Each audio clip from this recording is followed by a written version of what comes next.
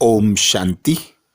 आज दिनांक 30 दिसंबर 2022 प्रातः मुरली बाप दादा मधुबन। बाबा बोले, मीठे बच्चे, दूर देश से बाप आए हैं धर्म और राज्य दोनों की स्थापना करने। जब देवता धर्म है तो राजाई भी देवताओं की है, दूसरा धर्म व राज्य नहीं। बाबा समझाते, मीठे बच्चे, दूर देश से बाप आए हैं धर्म और राज्य दोनों की स्थापना करने। जब देवता धर्म है तो राजाई भी देवताओं की है, दूसरा धर्म व राज्य नहीं है। अर्थात स्वयं भगवान निराकार पिता परमात्मा कहते हैं कि दूर देश से बाप आए हैं, अर्थात तुम आत्माओं का पिता मैं निराकार परमात्मा परम धाम से आकर इस भारत भूमि पर ब्रह्मा तन का आधार लेकर एक धर्म की, एक राज्य की स्थापना करता हूँ। एक धर्म अर्थात आदि सनातन देवी देवता धर्म की स्थापना बाबा आकर करते हैं। और बाबा कहते, जब देवी देवता धर्म होता है तो राजाई भी देवताओं की होती है, वहाँ कोई दूसरा धर्म या कोई दूसरा राज्य होता नहीं। एक धर्म एक राज्य स्थापित करने वाला एक पिता निराकार परमात्मा संगम युग पर आकर आदि सनातन देवी देवता धर्म की स्थापना करते हैं। इसीलिए बाबा कहते हैं, मैं आदि सनातन धर्म और राजाई स्थापन कर रहा हूं। इसलिए रिलीजो पॉलिटिकल कहा जाता है। बच्चों को बहुत दूरांदेशी बुद्धि बनना चाहिए, क्योंकि बाप दूर देश से आया है। यूं दूर देश से तो सब आत्माएं आती हैं, पर बाबा कहते, मैं आकर जो धर्म स्थापन करता हूं वह झाड़ का तना है। सृष्टि चक्र का सबसे पहला धर्म मैं आकर स्थापन करता हूं और साथ में सारे विश्व की राजाई भी प्रदान करता हूं। इसीलिए मुझ पिता निराकार परमात्मा की महिमा में बच्चे कहते हैं, गति दाता सदगति दाता, दुख हरता सुख करता, पतित पावन। बाबा कहते, अब तुम बच्चों की बुद्धि विशाल बुद्धि बन जानी चाहिए। अब यह स्मृति में रहे कि दूर देश से बाबा आया है हम बच्चों को स्वर्ग की राजाई देने के लिए। प्रश्न किया बाबा ने, सतयुग में सब पुण्य आत्माएं हैं और पाप आत्माएं नहीं, उनकी निशानी क्या है? सतयुग में सब पुण्य आत्माएं हैं, कोई पाप आत्मा नहीं, उसकी निशानी क्या है? उत्तर में बाबा समझाते, वहां कोई कर्म भोग अर्थात बीमारी आदि नहीं होता है। यहां बीमारी आदि सिद्ध करती हैं कि आत्माएं पापों की सजा कर्म भोग के रूप में भोग रही हैं, जिसे ही पास्ट का हिसाब किताब कहा जाता है। अर्थात जब से रावण राज्य शुरू होता है, द्वापर से लेकर कलयुग अंत तक सब काम क्रोध लोभ मोह अहंकार के वशीभूत हो जाते हैं, तो बाबा कहते सब पाप आत्मा बन जाते हैं और पाप करते करते कर्म भोग की सजा भोगते रहते हैं। इसीलिए कहा जाता है कि पास्ट का हिसाब किताब है, जो सजाएं दुख अशांति मिल रही है। पर बाबा आकर एक धर्म की स्थापना करते हैं, सभी को देही अभिमानी बनाते हैं। तो बाबा कहते, जब सतयुग होता है, त्रेता होता है, तो सब इस संगम पर किए पुरुषार्थ की प्रारब्ध भोगते हैं। वहां कोई भी कर्म विकर्म नहीं बनता, अकर्म होता है। इसलिए वहां सब पुण्य आत्माएं होती हैं, कोई कर्म भोग होता नहीं। अगला प्रश्न किया बाबा ने, बाप के किस इशारे को दूरांदेशी बच्चे ही समझ सकते हैं? बाप के किस इशारे को दूरांदेशी बच्चे ही समझ सकते हैं? उत्तर में बाबा समझाते, बाप इशारा करते हैं, बच्चे तुम बुद्धि योग की दौड़ी लगाओ, यहाँ बैठे बाप को याद करो, प्यार से याद करेंगे तो तुम बाप के गले का हार बन जाएंगे, तुम्हारे प्रेम के आंसू माला का दाना बन जाते हैं। अर्थात जो स्वयं को जान लेते हैं, पिता परमात्मा को पहचान लेते हैं और बाबा को याद कर अपने विकर्मों का विनाश करते, बाबा से स्वर्ग की बादशाही लेने का पुरुषार्थ करते, ऐसे बच्चे ही बाबा के इशारों को समझ सकते हैं। अर्थात जो बच्चे विशाल बुद्धि हैं, दूरांदेशी हैं, वे ही बाबा को पहचानते, बाबा को याद करके बाबा से पूरा पूरा वर्षा लेते हैं। गीत सुनाया बाबा ने, आखिर वह दिन आया आज। ओम शांति। बच्चों ने गीत सुना, गीत का अर्थ समझा। भारत तो बहुत बड़ा है, सारे भारत को नहीं पढ़ाया जा सकता, यह तो पढ़ाई है। कॉलेज खुलते जाएंगे, यह हुई बेहद के बाप की यूनिवर्सिटी। इसको कहा जाता है पांडव गवर्नमेंट कहा जाता है सावरंटी को। अब तुम बच्चे जानते हो, सावरंटी स्थापन हो रही है, धर्म प्लस सावरंटी, रिलीजो पॉलिटिकल, देवी देवता धर्म भी स्थापन हो रहा है। और कोई धर्म वाले राजाई स्थापन नहीं करते, वह सिर्फ धर्म स्थापन करते हैं। बाप कहते हैं, मैं आदि सनातन धर्म और राजाई दोनों स्थापन कर रहा हूँ, इसलिए रिलीजो पॉलिटिकल कहा जाता है। बच्चों को बहुत दूरांदेशी बुद्धि बनना चाहिए। बाप दूर देश से आए हुए हैं, यूं दूर देश से तो सब आत्माएं आती हैं, तुम भी दूर देश से आए हो। नया धर्म जो स्थापन करने आते हैं, उनकी आत्माएं दूर देश से आती हैं, वह है धर्म स्थापक, और इसको कहा जाता है स्थापन करने आते हैं। उनकी आत्माएं दूर से आती हैं, वह है धर्म स्थापक, और इसको कहा जाता है धर्म और सावरंटी स्थापक। भारत में सावरंटी थी, महाराजा महारानी थे, महाराजा श्री नारायण, महारानी श्री लक्ष्मी। तो अब तुम बच्चे कहेंगे, हम श्रीमत पर चल रहे हैं। बाबा जिसको हम सब भारतवासी पुकारते आए हैं कि आओ, आकर पुरानी दुनिया को बदल नई सुख की दुनिया स्थापन करो। पुराने घर और नए घर में अंतर तो होता है ना, बुद्धि में नया मकान ही याद रहता है।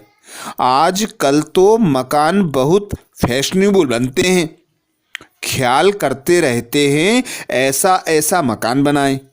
तुम जानते हो, हम अपना धर्म और राजाई स्थापन कर रहे हैं। स्वर्ग में हम हीरे जवाहरात के महल बनाएंगे। दूसरे धर्म वाले ऐसे नहीं समझते, जैसे क्राइस्ट क्रिश्चियन धर्म स्थापन करने आया, यह उस समय नहीं समझते। जब वृद्धि होती है तब नाम रखते हैं क्रिश्चियन धर्म, इस्लामी आदि धर्म कोई भी निशानी व नाम नहीं रहता। तुम्हारी निशानी शुरू से लेकर अभी तक चलती रहती है। लक्ष्मी नारायण के चित्र हैं, यह भी जानते हो तो इन्हों का राज्य सतयुग में था। तुमको यह ज्ञान वहाँ नहीं होगा कि पास्ट में किसकी राजधानी थी, फ्यूचर में किसकी राजधानी होगी। सिर्फ प्रेजेंट को जानते हैं बस। अभी तुम पास्ट प्रेजेंट फ्यूचर को जानते हो। पहले पहले हमारा धर्म था, फिर यह धर्म आए हैं।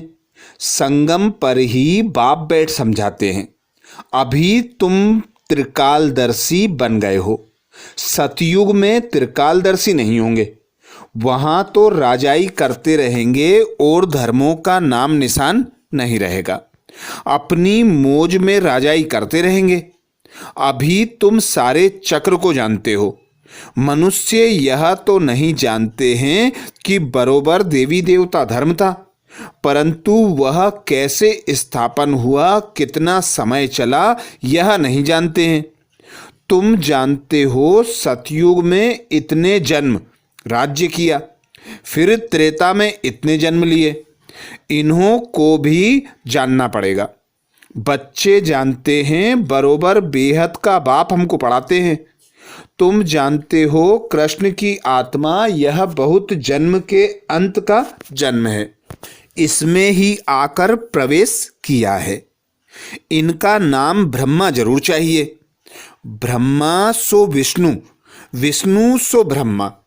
यह त्रिमूर्ति की नॉलेज बहुत सिंपल है। यह निराकार बाप शिव, इनसे यह वर्षा मिलता है। निराकार से वर्षा कैसे मिला? यह प्रजापिता ब्रह्मा द्वारा ब्राह्मण सो देवता बन रहे हैं। फिर वही देवताएं 84 जन्मों के बाद ब्राह्मण बनते हैं। यह चक्र बुद्धि में रहना चाहिए।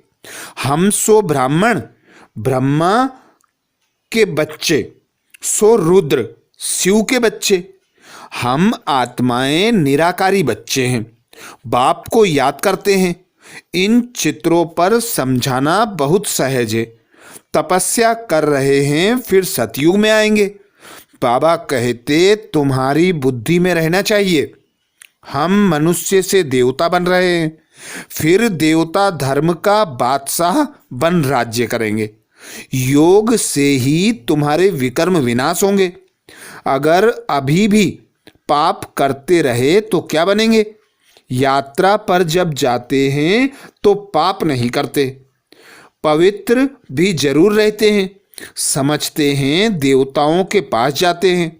मंदिरों में भी हमेशा स्नान करके जाते हैं। स्नान क्यों करते हैं? एक तो विकार में जाते हैं, दूसरा लैट्रिन में जाते हैं, फिर स्वच्छ बनकर देवताओं का दर्शन करने जाते हैं। यात्रा पर कब पतित नहीं बनते। 4 धामों की परिक्रमा पावन होकर करते हैं। बाबा कहते 4 धामों की परिक्रमा पावन होकर देते हैं, तो पवित्रता है मुख्य। देवताएं भी अगर पतित होते तो फर्क क्या रहा? देवताएं पावन हैं, हम पतित हैं। तुम जानते हो बाबा ने हमको ब्रह्मा द्वारा गोद लिया है।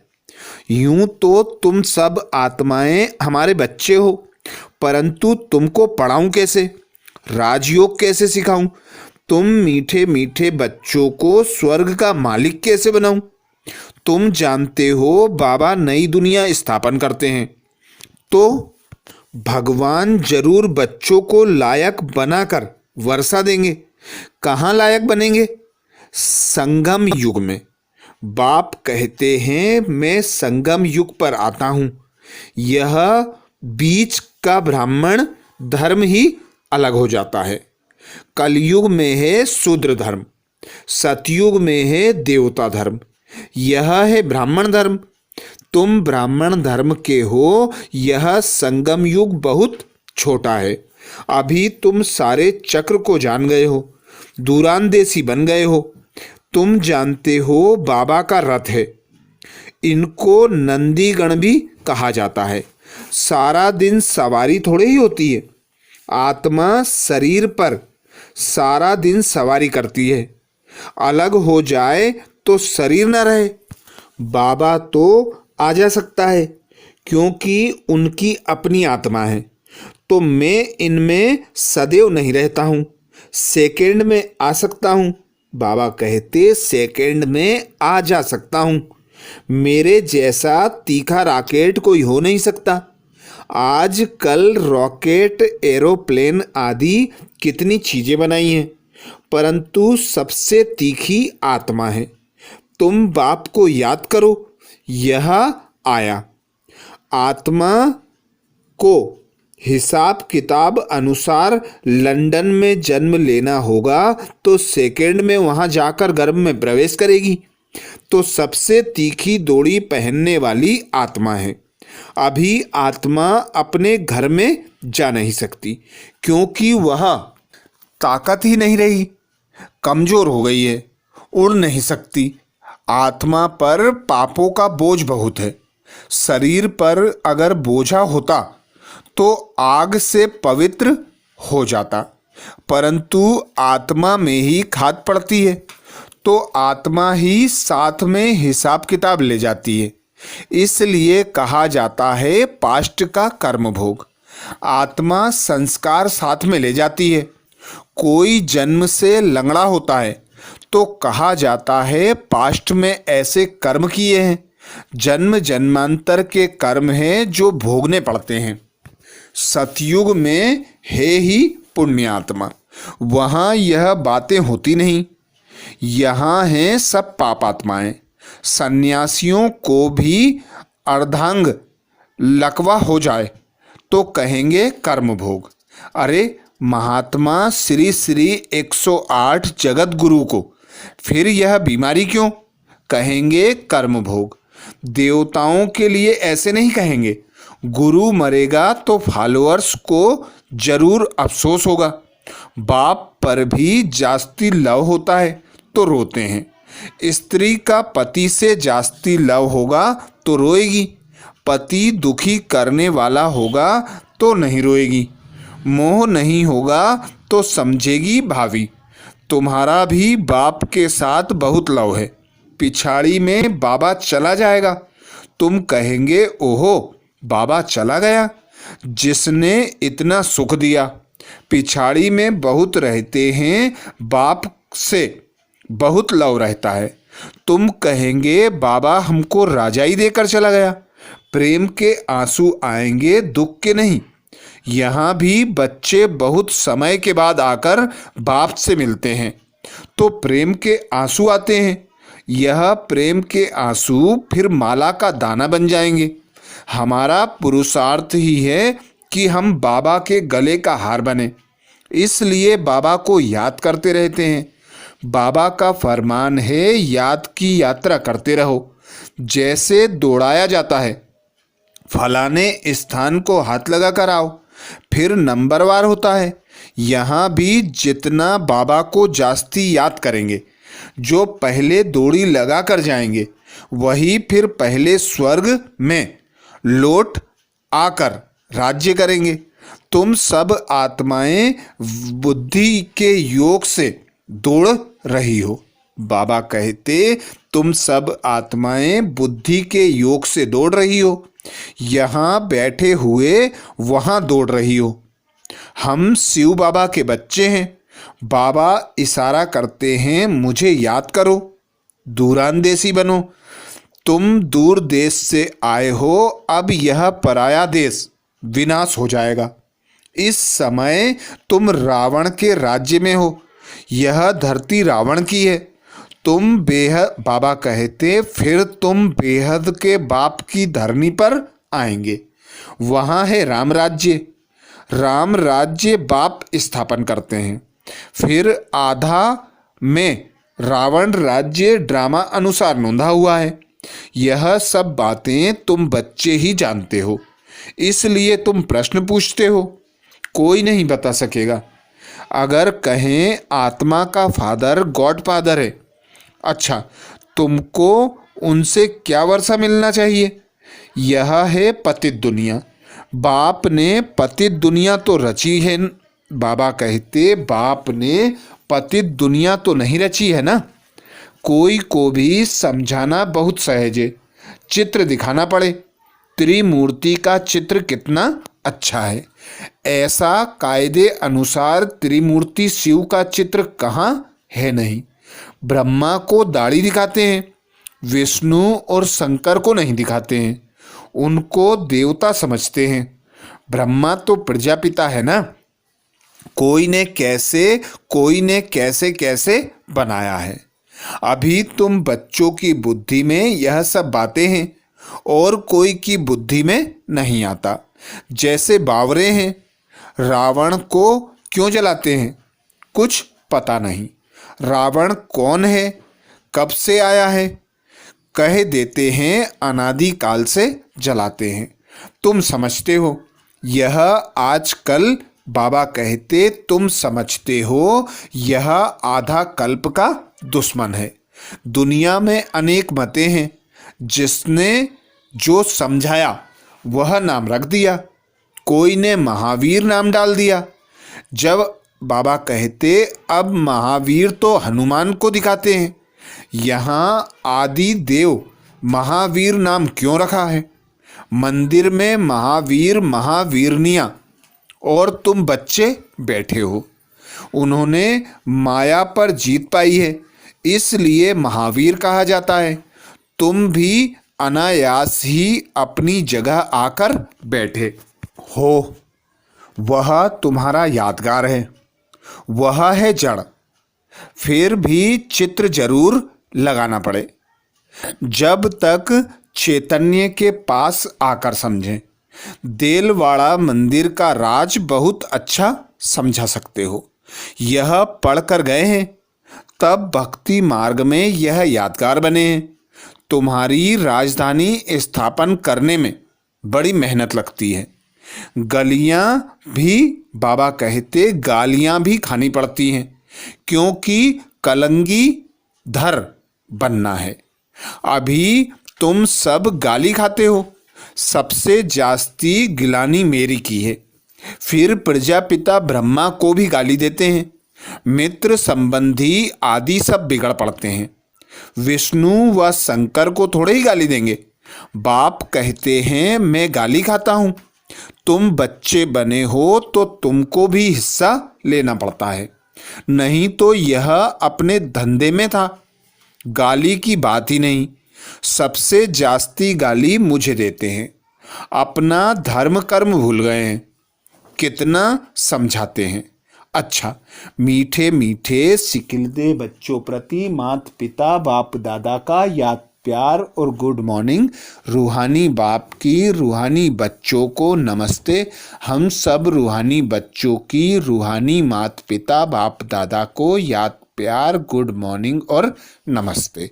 धारणा के लिए मुख्य सार में बाबा कहते पहली पॉइंट, दूरांदेशी बनना है।